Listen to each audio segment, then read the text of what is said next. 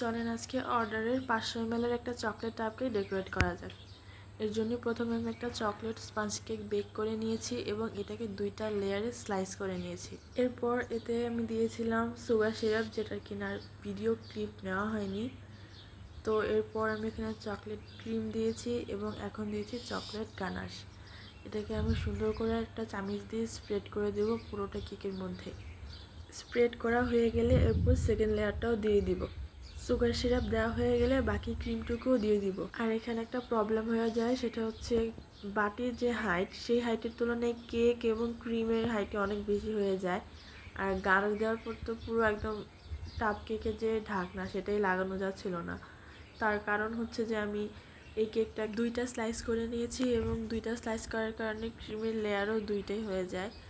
তো বেসিক্যালি এই 500 ml এর বক্সগুলোতে কেক এবং ক্রিমের একটা লেয়ার দিলে সুন্দরভাবে আটানো যায়, কিন্তু এখানে আমি 2টা লেয়ার করেছি, তাই এই প্রবলেমটা হয়। তবে নেক্সট টাইম থেকে চেষ্টা করবো একটা লেয়ারে কেক এবং ক্রিম দেওয়ার জন্য, তাহলে আর এই ঝামেলাটা হবে না।